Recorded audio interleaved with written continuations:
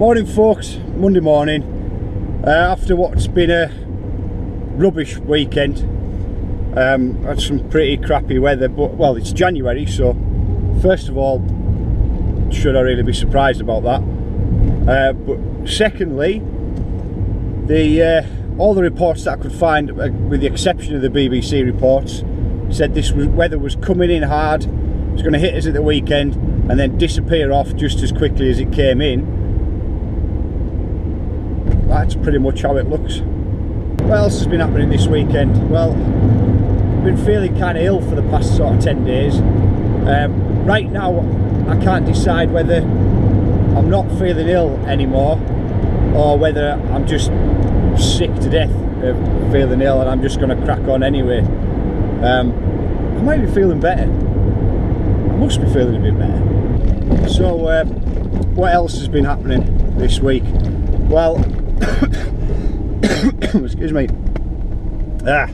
Well, I wrote an email about Adam out to a few companies in the mountain bike industry. It was regarding trying to secure some sponsorship for him.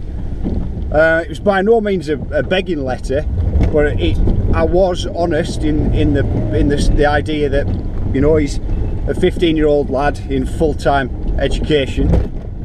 I put linked in his video as well, you know, show that he's a good rider. One of those kind of situations where any kind of support for his perspective is greatly appreciated. You know, with being in full-time education, doesn't have a job. It's not easy for him to buy bits and pieces, so you know, I figured that I'd try and help out and write something out on his behalf. Well, response-wise, did all right. The ratio of people who actually responded to the emails that I sent them, let me just get underneath it. So basically the reply rate on the email about Adam was pretty good. You don't ever expect that everyone's gonna, well, first of all, you don't expect everybody's gonna say, oh yes, that'll be great, we'll send Adam some product and help him out. You know, that's not gonna happen. But also at the same time, you know, you kind of hope some will at least respond to you. Now, Adam has had a couple of offers through, so I'll let him deal with that. So, you know, this is sponsorship, so there's contracts involved. Adam's 15, so it's about him and his parents reading through it and deciding what he wants to do. I'm just trying to facilitate and help out where I can. One thing that is a bit disappointing, I'm going to try not to name names negatively, so I'll only do it in the positive. So when you're a British company and you're one of the few British companies who has a specific email that is sponsorship at the name of the company, and you never ever respond to those emails, it doesn't look that good when you get people. I've had responses from the owners of YT, so a group of two and one more for marketing. I've had responses from Max Commensal. I've had responses from Rob Roscoe. So Max Commensal is pretty clear which company he owns. Rob Roscoe owns Santa Cruz. These are guys not in this country who don't have specific emails saying sponsorship at.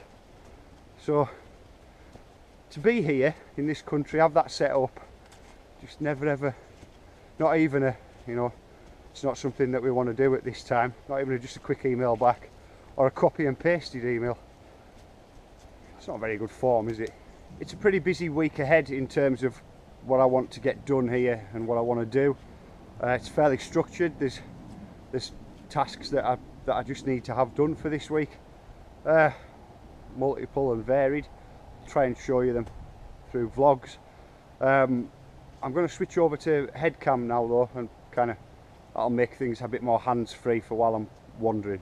So tracks wise for 2017, we've got this one, Electric Landlady, which sits way up the priority list for ones to complete. The woodwork section across here is done. There's a second bit that's almost, well, it's not done, but it's pretty much there. There's a second bit that's kind of 3/4 of the way there, and then there's a fairly easy build for the third feature down the bottom. But what I want to do is kind of have the, I know I've already got this in my mind as how I'm going to do this and how this is going to work out. What I want to do is keep one step ahead of myself. As I've spoken about before, Electric Landlady doesn't fit with the rest of the tracks on the star rating system. The one just before it being GAP, I believe is a 2-star. I'd have to go back and check that. I think it's a 2-star. So that one doesn't fit. So directly after it, I need to think about and have forward planning of what I might do to make a 2.5 stroke 3-star track, and where it's going to go and what that might look like. So I like to work a couple of steps ahead of myself so that I can at least have that in the back of my mind and it's something to think about. So right now, this morning, it's a little bit early, so sun's not amazingly up, but right now I'm just going to have a quick wander through and see what I can see about positioning and potential for natural areas where they can be utilised and added features added into them to kind of use the flow of the land and just at least get some sort of ballpark idea on it. So there's no doubt that it starts off pretty thick in here. We'll just wander down and see what we can see. Bits where we'd cross over what was the old like temporary track for that PM Baby that kind of came through. We'll kind of look through these areas. Be running pretty much as with all the tracks, we'll be running pretty much next door to Electric Landlady. Just think about the ways that we might utilise some of this space through here. So it kind of goes in for this secondary dip and gets a bit steeper over the top here. There's some old tape from what was taping up that line that all needs to come down this week. But there's routes that have got to be kind of brought through this way. And there's potential. You can see natural ledges that you could kick off the top of. We've taken you for a 12-foot gap to gap over on GAP, so we could potentially launch you 15, 16, 18 maybe, depending. And obviously it's going to get a little bit tighter down in between the trees.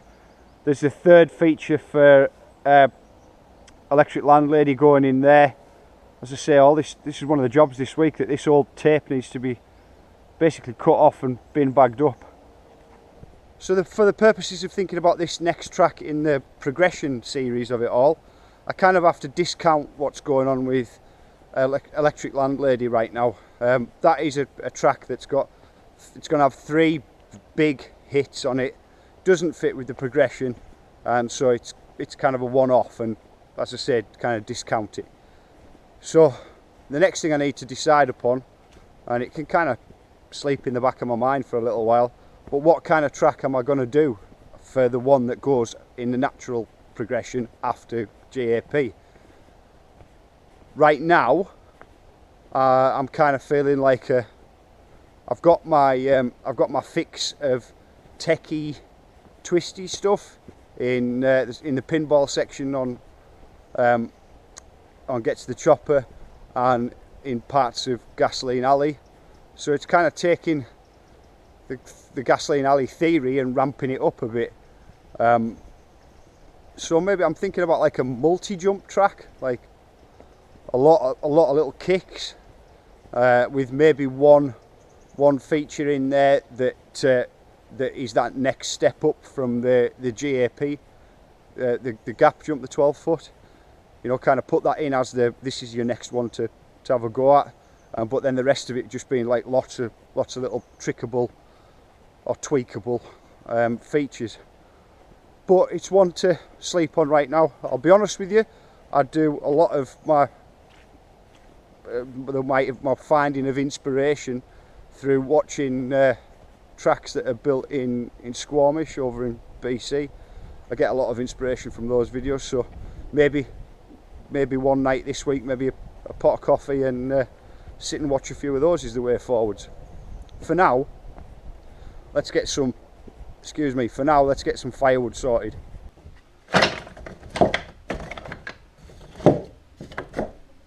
Boom, firewood goals right there. I've got some stale bread here, so let's feed it to the birds. It's been a tough weekend for them too, I suppose.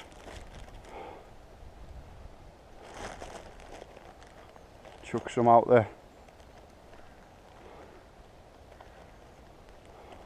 So there's a couple that have turned up already. They're kind of way ahead of me.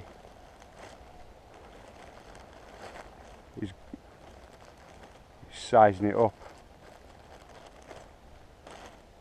So this place has just got super busy. There's a load of birds kind of sat round the peripheries. They're staring it out, thinking, well, who's going to be first to swoop down. Looks like this finch is going to be, you think it's a finch? Checking out that there's nothing untoward. Well, I'll have a bit of that and fly off again.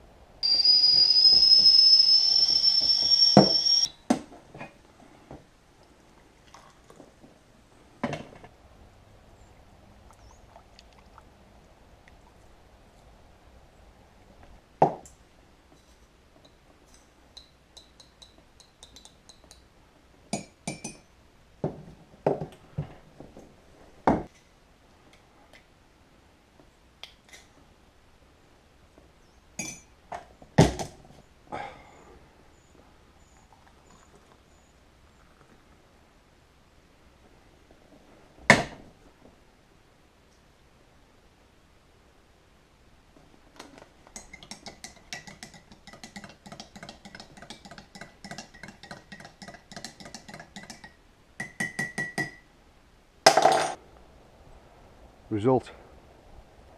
So I've got this kind of love-hate relationship going on with race tape. I really do like the fact that it's useful for marking out the tracks and showing people where to go, but I don't like the way it looks, and I don't like the fact that every time it's a bit windy up here that there's a load of maintenance to do on it and go back and re-tie stuff up all the time. Kind of gets on my nerves. So I've just had another check of the emails and no joy. I'm beginning to think that, to be fair, it's January and we've probably missed the boat on this one. Also, to be fair, it probably wasn't particularly targeted. It was more of an email out there on the basis that, you know, tyres can be anywhere between 35 and 50 quid a wheel. So if we could have sorted somebody to help Adam out with a set of tyres, then that's, you know, that's nigh on 100 quid that he doesn't have to spend, that frankly he hasn't got. The reason that frame suppliers were contacted, because, say, you know, same position as me, Adam's riding a bike from sort of 2009, 2010. If we could have sorted him out with a modern one, awesome. But yeah, maybe it could have been targeted a bit better. If you've managed to secure some sponsorship for 2017, congrats, well done, because it's getting harder to do. It's kind of hard for me to do. It's perhaps not my forte, to be honest. In January, in my old job, I'm kind of more used to dealing with big budgets, and rather than send emails to the mountain bike industry, just ring them up directly and say, look, sunshine, I've got 40 grand to spend in your direction. What deal are you going to give me? Or I'm putting the receiver down and phoning the next person. So, to be honest, that kind of ends more what I'm used to. Not used to sending out a letter saying, hey man, do you want to support a grassroots rider? But, like I said, there was a couple that came through that were promising, and I know that have even gone through to having a contract between the company and Adam's parents, sent through for Adam's parents to read. So fingers crossed, hopefully they come out, because, you know, he's a young lad. Any help he can get is a massive bonus. Right, one rubbish bag full of redundant race tape that I can put in the recycling later, and I'm feeling a whole lot happier about the job. Right folks, well, I've got a little bit of general housekeeping to do for the rest of the day, but I just wanted to end today's vlog on a bit of a note about the future, I suppose.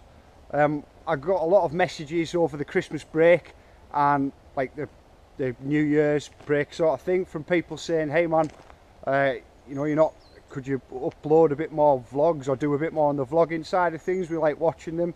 And I recognised that I was probably a bit lax on it over Christmas and let it slide a bit. The gaps between vlogs got a bigger. So I'm going to try and make them a bit more often and update a bit more frequently.